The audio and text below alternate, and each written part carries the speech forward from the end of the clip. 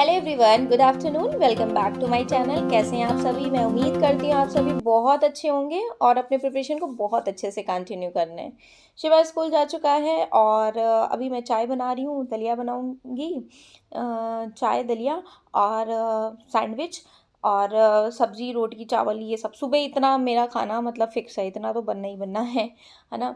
और दोपहर में जब शिवा को लेके आती हूँ तब उसके लिए कुछ बनाती हूँ। मतलब जब जब खाना होता है तब गरम-गरम बना लेती हूँ, एकदम से मैं नहीं बना के रखती हूँ कि फिर मतलब काम ईज़ी होता है, एकदम से बना के रख दो फिर खा लो, बट वो अच्छा नहीं लगता है। मतलब मेरा ऐसा परसेप्शन है, ठीक है। नाउ अगर बात करें तो केवीएस की वैकेंसी के रिगार्डिंग बहुत ज़्यादा मतलब क्वेरीज़ आ रही थी कि कब आएगी, क्या आएगी, कैसे आएगी। तो देखिए बात ये है कि जैसे भी टीचर्स बोल रहे हैं उस अकॉर्डिंग मैं बता रही हूँ, उस अकॉर्डिंग मुझे भी लग रहा है, उस अकॉर्डिंग मैं आपको भी बोल रही हूँ कि आनी है, आ जाएगी। टीचर्स बोल रहे हैं, ठीक है। अब वही है कि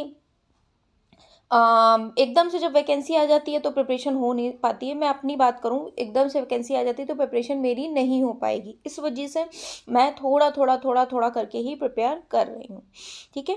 तो वैकेंसी का वेट ना करें। अगर आप एक हाउसवाइफ, मदर, एस्पिरेंट हैं, ये सब चीज़ें हैं आपके पास, तो पॉसिबल बिल्कुल नहीं हो पाता है क्योंकि कंपटीशन इतना ज़्यादा है। 180 में 140 नंबर तक लाएंगे तब जाके रिटर्न होगा। फिर इंटरव्यू में 60 में अराउंड 50 प्लस करेंगे तब जाके कुछ मतलब बात बनेगी, है ना। इस तरीके की चीज़ें हैं और मतलब जब पूरा रिटर्न इंटरव्यू सब कुछ ही निकल जाए तभी माने कि मान लीजिए रिटर्न निकला, इंटरव्यू निकला, तो क्या मतलब, बात तो वही है, नहीं क्वालिफाई है ना। तो दोनों का ही लेवल से प्रिपरेशन करनी होती है।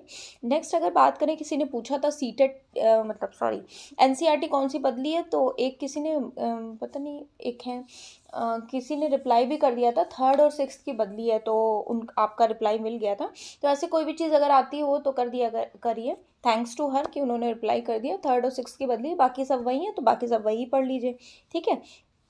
अभी मैंने नहीं देखी है और आप सभी को पता है मैं अभी ईवीएस और पेडागोजी ही पढ़ रही हूँ, ठीक है। कल एक क्वेश्चन भी पूछा था मैंने, तो उसका उसमें बहुत ज़्यादा डाउट आ रहे हैं तो उसको एक्सप्लेन कर लेते हैं। और आज हम घूमने भी गए थे, ये भी मैं आपको बता दूँ। घूमने जाने के साथ साथ मैंने 5 आवर्स की पढ़ाई भी करी थी। पता नहीं मैंने इसमें ऐड ऑन किया है या नहीं किया है, मैं अपने फ़ोन में टाइमर लगा लेती हूँ, उससे पढ़ती हूँ। मतलब थोड़ा सा कोई ऐसा नहीं है, मैं टाइम फिक्स करके ही, बस मेरे टारगेट्स अचीव होने चाहिए। 5 से 6 भी हो जाए या 2 से 3 घंटे में ही पूरा हो जाए, कोई बात नहीं।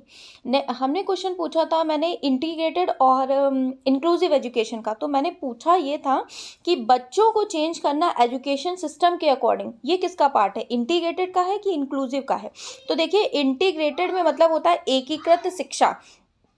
एकीकृत शिक्षा, तो एकीकृत शिक्षा में ये होता है कि हम सबको एक ही मतलब बोलते नहीं, एक ही डंडे से हाँकने वाली बात है। तो सबको एक ही तरह से शिक्षा देते हैं। अब एक ही तरह से शिक्षा देने में ड्रॉबैक्स ये हो जाते हैं, मान लीजिए किसी को कम नीड है, किसी को ज़्यादा नीड है, कोई अति प्रतिभाशाली 140 प्लस वाला आईक्यू वाला है, तो कोई 90 से 120 के एवरेज के बीच में है, कोई 90 से भी कम है। तो सबको एकीकृत देने में ये रहता है कि नीड्स के अकॉर्डिंग देना चाहिए, है ना। तो ये मैंने इंटीग्रेटेड का मतलब बताया। समावेशी शिक्षा इंक्लूसिव एजुकेशन में होता है सबको समाहित करना, मतलब चाहे आप पिछड़े एरिया से आ रहे हों या कैसी भी पृष्ठभूमि हो, सामान्य, पिछड़ा, बालक और प्रतिभाशाली, सबको एक ही में समावेशित करके पढ़ाना, ठीक। नेक्स्ट क्वेश्चन ये मतलब क्वेश्चन ये है कि बच्चों को चेंज करना एजुकेशन सिस्टम के अकॉर्डिंग, ये इंटीग्रेटेड एजुकेशन का पार्ट होता है। इंटीग्रेटेड एजुकेशन ये कहती है कि भाई हम एजुकेशन सिस्टम को तो नहीं चेंज करने वाले हैं, ठीक है, बच्चों को चेंज करिए, मैं तो एक ही तरह से पढ़ाऊंगा। जैसे मैं अपनी चीज़ मैंने इंटीग्रेटेड एजुकेशन के बारे में बता दिया, हो सकता है किसी को समझ में आया, हो सकता है किसी को नहीं समझ में आया, तो मैं कह रही हूँ मैं तो ऐसे ही पढ़ा पाती हूँ, मैं तो ऐसे ही पढ़ाऊंगी भाई। आप अपना अपना लेवल देख लीजिए, अपने अपने अकॉर्डिंग चेंज कर लीजिए, जो भी है। ये है इंटीग्रेटेड एजुकेशन कि बच्चों को चेंज करना, मैं तो वही पढ़ाऊंगी जो मुझे आता है, जो जिस तरह से मैं, ठीक। इंक्लूसिव एजुकेशन में क्या होता है, समावेशी शिक्षा में ये होता है कि मान लीजिए मैं आपको कोई टॉपिक एक्सप्लेन कर रही हूँ, आपको नहीं समझ में आया तो मुझे डिफरेंट डिफरेंट टाइप से समझाना पड़ेगा कि नहीं। इंक्लूसिव एजुकेशन में क्या होता है, समता की बात करी जाती है, इक्विटी की बात करी जाती है, व्यक्तिगत भिन्नताओं को इम्पोर्टेंट माना जाता है, डाइवर्सिटी को स्वीकारा जाता है, सभी को सम्मान देना होता है, इनकरेज करना होता है, और समावेशित करके पढ़ाना होता है, लर्निंग बाय डूइंग कर सकते हैं, प्रोजेक्ट मेथड कर सकते हैं। ये सारी चीज़ें, मतलब मैं डिफरेंट चीज़ें कर रही हूँ कि मेरे बच्चे को किसी तरह एटलीस्ट समझ में आ जाए। That is your inclusive education. ठीक है, ये है इंक्लूसिव एजुकेशन, समावेशी शिक्षा। मतलब इसमें क्या कर रहे हैं, एजुकेशन सिस्टम को हम नहीं चेंज कर रहे हैं, मतलब एजुकेशन सिस्टम को ही चेंज कर रहे हैं। मतलब एजुकेशन सिस्टम के पैटर्न में like learning by doing, project method, play way, कुछ भी कर रहे हैं कि किसी तरह से बच्चे को समझ में आ जाए। That is inclusive education. I hope आपको समझ में आ गया होगा। तो बच्चे को चेंज करना एजुकेशन सिस्टम के अकॉर्डिंग इंटीग्रेटेड है। इंक्लूसिव में क्या होता है, एजुकेशन सिस्टम को चेंज करना बच्चे के अकॉर्डिंग। और समता की बात करी गई है इंक्लूसिव एजुकेशन में, ठीक है, और समानता की बात करी गई है इंटीग्रेटेड एजुकेशन में। आई होप मैंने ये टॉपिक बहुत अच्छे से आपको एक्सप्लेन किया होगा। नेक्स्ट अगर मैं बात करूँ, आज मैं कॉमर्स ही पढ़ती रह गई थी और उसी में मेरे 5 घंटे चले गए, और नेक्स्ट साइकोलॉजी और ईवीएस में मैंने कुछ भी नहीं पढ़ा है। ठीक है, आज का क्वेश्चन ऑफ द डे ये है कि IESD और DPEP का फुल फॉर्म क्या होता है, ये आप मुझे एक्सप्लेन करिएगा। ठीक है, जिसको भी आता हो वो अपना एक्सप्लेन करिएगा। ठीक है, और हॉलिस्टिक प्रोसेस में कौन से 3 डोमेन्स लिए जाते हैं वो आप मुझे कमेंट सेक्शन में बताइएगा। ठीक है, तो आज मैंने इतना ही मतलब अपने सब्जेक्ट का पढ़ती रह गई, और फिर पढ़ा था मैंने, मैक्सिमम पढ़ा था कि क्वेश्चंस भी लगाए थे। किसी ने पूछा था आप क्वेश्चंस नहीं लगाते हो क्या, तो मैं अपने जैसे कोई चीज़ कंप्लीट हो, मान लीजिए साइकोलॉजी मेरी कंप्लीट हो जाए एटलीस्ट पूरी, तब मैं उसके क्वेश्चन लगाऊं, फिर तब तो फ़ायदा है। अभी मैंने साइकोलॉजी का मैं बेस स्ट्रॉन्ग कर रही हूँ, मतलब बेसिक से ये सब पढ़ रही हूँ, उसके बाद यूनिट्स का पढ़ूंगी, फिर उसके बाद EVS का पढ़ूंगी।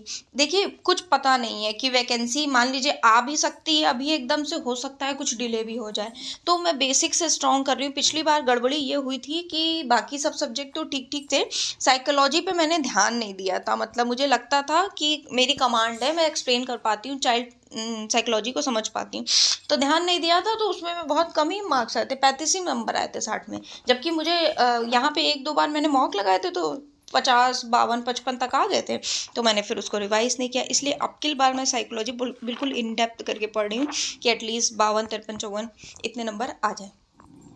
ठीक है, और फिर कल मतलब संडे को तो मैं जाऊंगी, फिर मंडे से लेकर के नेक्स्ट होली तक, 14 क्या है, नेक्स्ट 1 वीक का पूरा मतलब ऐसे ही चलेगा। हालांकि मैं बुक कॉपी लेके जाऊंगी, थोड़ा थोड़ा पढ़ती रहूंगी, जैसे EVS का, साइकोलॉजी का और अपने सब्जेक्ट्स का।